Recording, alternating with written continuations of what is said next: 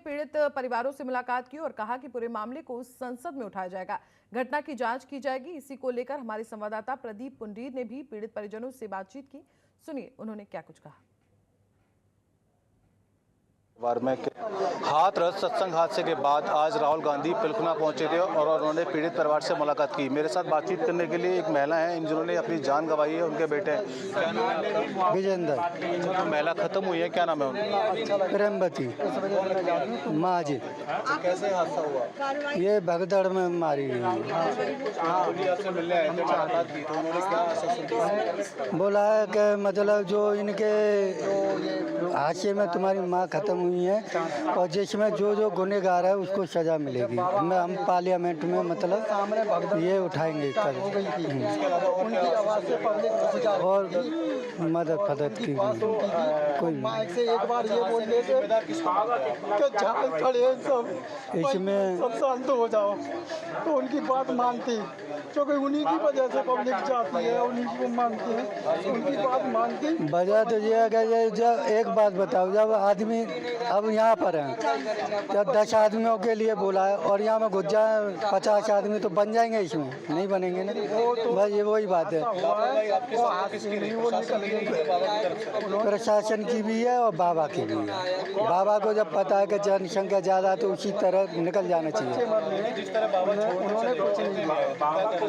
बाबा को पहले नंबर, अगर बाबा हॉस्पिटल में आता, यहाँ आदमी पड़ा है, मरा है या जिंदा है, उनको देखने आता तो मानते कि हाँ जी बाबा कुछ है, पर अब हमें कोई विश्वास नहीं है। बाबा ढोंगी है तो है, आप लोगों को कैसे पता चला कि ढोंगी है।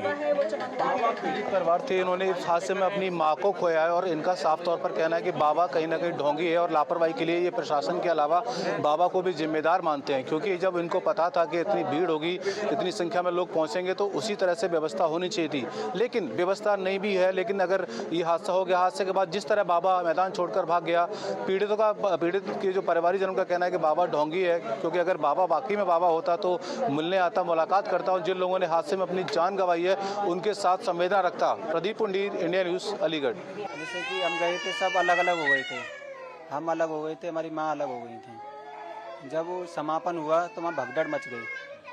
भगदड़ मची तब तो हम तो बाहर निकल आए थे पहले ही, बाद में पता चला भगदड़ मच गई तो हम अपनी माँ को ढूंढने लगे थे। थोड़ी देर में पता लगा था कि शांति देवी पिलखना, एम्बुलेंस में ले गए हैं उन्हें हॉस्पिटल। तो मेरा भाई हॉस्पिटल गया था, जब उनको जाके देखा हॉस्पिटल में तो मेरी माँ इस दुनिया में नहीं रही थी। उन्होंने हालचाल जाना और बोला हम आपका हर सहयोग करेंगे जैसा भी होगा। ऐसे अगर जी हो कि अगर ऐसे मुआवजा मिलता रहे, ऐसे घर से आदमी जाते रहे तो मुआवजे का क्या होगा जब आदमी चले जाएंगे? तो ऐसे 1 2 लाख और उठ जाते, मगर हमारी माता तो बची रहती है, तो ऐसे मुआवजे का पैसे का क्या होगा ऐसे का है? ऐसे इंसान घर से जाते रहे, मुआवजा मिलता रहे, तो ऐसे तो यही चाहते रहेंगे कि मुआवजा लेते रहेंगे। इंसान जब घर से जाए मुआवजे का बरतने वाला होगा कौन? उसका कौन बरतेगा उस मुआवजा को? राहुल जी आए थे, उन्होंने हमसे बोला था और हमारा हालचाल जाना। उन्होंने परेशानी पूछी कि कैसे घटना हुई, किस तरीके से, कौन जिम्मेदार है और आप किसे जिम्मेदार ठहराना चाहते हैं। तो देखिए, हमने जो राहुल जी को बोला था, मैंने कहा सर आप पहले तो आप जो आए हैं उसका बहुत बहुत धन्यवाद देना चाहते हैं। इस दुख की घड़ी में आपने हमारा साथ दिया। तो बोल रहे कि आप मुझे बताइए और मैं आपका मुद्दा जो है संसद में ज़रूर उठाऊंगा। तो इसमें जो है राहुल गांधी जो है सहायता के लिए बोल रहे हैं, गवर्नमेंट से भी और अपनी तरफ से भी कह रहे थे कि जो भी होगा कराएंगे। तो वहीं अलीगढ़ में हमारे संवाददाता प्रदीप पुंडीर ने पीड़ित परिजनों से बातचीत की। इस दौरान परिजनों ने क्या कुछ कहा, सुनिए। हाथरस हादसे में छोटे लाल ने अपनी पत्नी और अपने बेटे को खोया है। इस समय हम मौजूद हैं छोटे लाल के घर पर, जहां अभी कुछ देर पहले राहुल गांधी मुलाकात करने आए थे। पीड़ितों से बातचीत करेंगे कि परिवार में कितने लोग थे, कैसा रहा। बेटा क्या नाम है आपका? किस तरह से हादसा हुआ, किसकी जान गई? मैं नाई बाबा मंजू की मम्मी। अपना भाई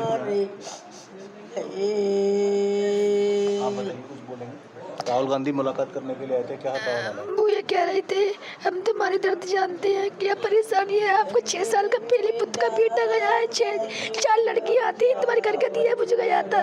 जो कोशिश होगी हम तुम्हारी कोशिश कर रहे के छोटा था? हाँ सब तो छूट वो 4 छोरी पैदा हुई तब बहुत 6 साल को है। एक जपरी है, एक जपड़ी है और 2 छोटी है। इनके माता जी को भी खोया है। राहुल गांधी ने क्या आश्वासन दिया था? गई जो मदद होएगी वह करेंगे मेरी बेटा। इस हादसे की वजह क्या मानते हैं, कौन जिम्मेदार है?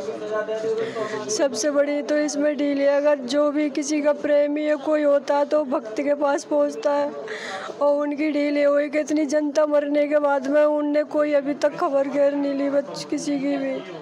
और अगर वो भगवान को तो सब पता होता है ऐसी घटना होने वाली थी, अगर वो ये कहे कि मेरी घटना होने वाली थी तो भगवान को तो पता होता है, तो अपना सत्य का साथ नहीं कराते वो उस जगह पर।